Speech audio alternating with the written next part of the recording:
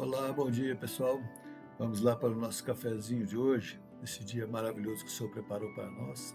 E como é bom, né? A gente iniciar o dia observando os ensinamentos da palavra do nosso Deus. Nós estamos estudando, né, o livro 1 Samuel. Hoje nós observaremos alguns ensinamentos contidos aí no capítulo 29 de 1 Samuel. Na verdade, este capítulo é uma continuação dos versos 1 e 2 do capítulo 28, que diz: Sucedeu naqueles dias que, juntando os filisteus os seus exércitos para a peleja, para fazer guerra contra Israel, disse Aques a Davi: Fica sabendo que contigo sairás a peleja, tu e teus homens. Então disse Davi a Aques: Assim saberás quando pode o teu servo fazer. Disse Aques a Davi: Por isso te farei minha guarda pessoal para sempre. Nós sabemos que Davi procurou abrigo, né, com o rei Aques, rei dos filisteus, fugindo das ações de Saul contra ele, né, e é bem recebido por aquele rei. Então, no capítulo 28, houve uma pausa, vou dizer assim, uma pausa para narrar o desatino, né, de Saul ao saber do ataque do inimigo. Não obtendo uma resposta de Deus, né, como vimos, toma a decisão de buscar resposta com uma médium, contrariando a lei do Senhor. Pelo que vimos dos versos 1 e 2 do capítulo 28, as atitudes de Davi agradaram o rei Aques, tendo ele o colocado como homem de confiança. Isto me faz pensar de como Deus age na vida de seus servos. Quando estes se colocam em obediência ao Senhor, são observados e enaltecidos até pelos seus inimigos. Por isso, o nosso testemunho perante as pessoas é de suma importância, não para nos vangloriar ou pensarmos que somos mais importantes, mas para glorificar ao nosso Deus. Seguindo no capítulo 29, nós vemos os preparativos dos filisteus para a guerra, esta que está se desenvolvendo ali, como vemos nos versos 1 e 2. Ajuntaram os filisteus todos os seus exércitos em Afeca e acamparam-se os israelitas junto à fonte que está em Jezreel. Os príncipes dos filisteus se foram para lá com centenas e com milhares, e Davi e os seus homens ia com Aques na retaguarda. Davi está com seus homens ali como guarda pessoal do rei Aques, escolhido por ele, tendo todo o exército filisteu à sua frente, marchando para lutar contra o seu próprio povo. Já pararam para imaginar como estaria o coração de Davi e de seus homens naquele momento? É como se nos colocássemos contra nossa própria família.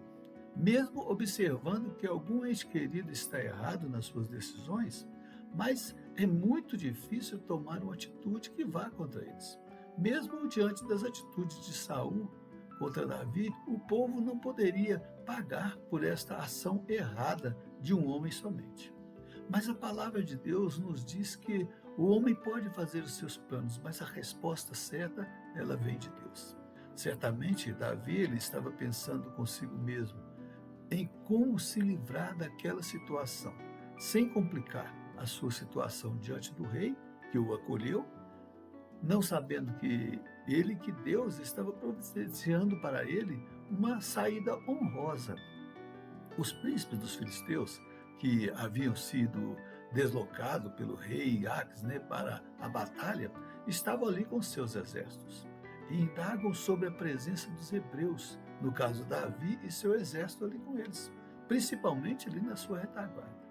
O rei Aques até defende Davi, né, informando que ele era de sua confiança.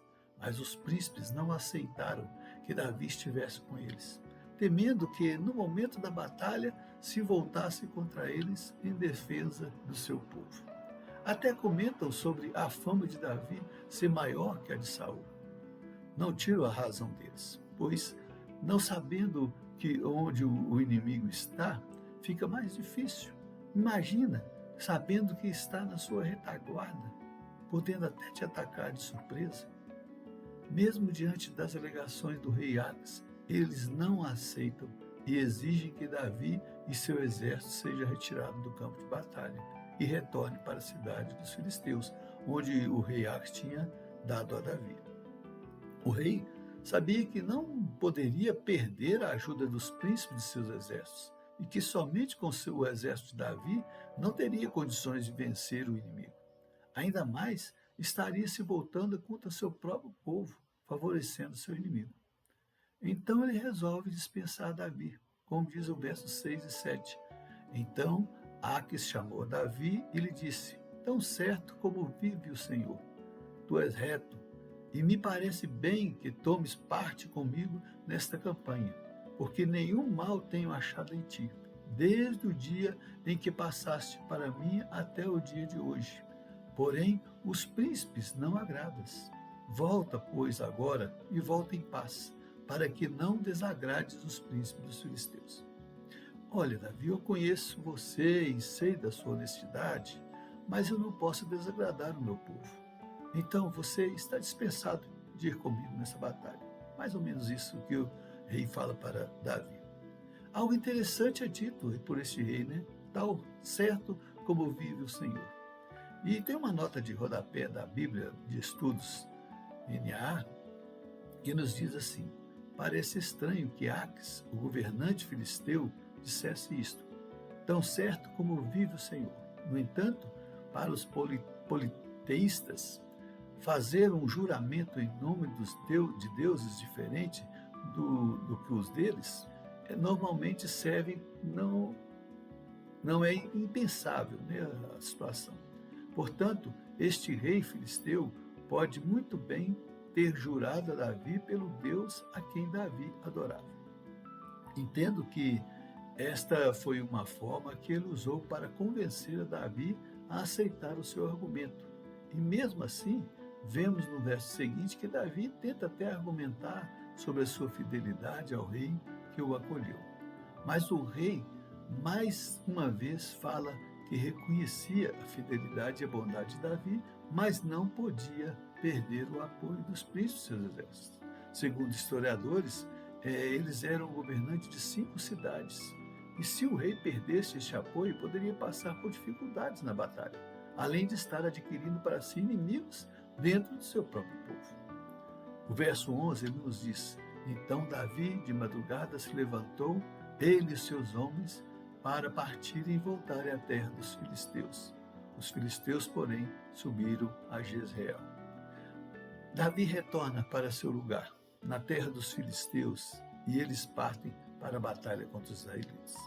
Entendo que a ação de Deus em usar o inimigo para providenciar uma saída honrosa para o seu servo é algo que providenciado por Deus mesmo na vida deles. Não estamos isentos de fatos assim nas nossas vidas, em que tomamos às vezes decisões e nos arrependemos depois. E às vezes ficamos como Davi, tentando achar uma saída que não nos traga prejuízo. Mas quando depositamos a nossa confiança no Senhor, a saída será providenciada, mesmo que possa se ir de encontro à expectativa que temos, mas certamente será melhor. Porque Deus, Ele tem o controle de tudo sobre as nossas vidas, de todas as coisas, e sabe o que é melhor para nós. Como disse, podemos fazer os nossos planos, mas a resposta certa ela vem do Senhor. E Ele sempre providenciará algo bom para nós, até uma saída que nos deixe honrado. Amém?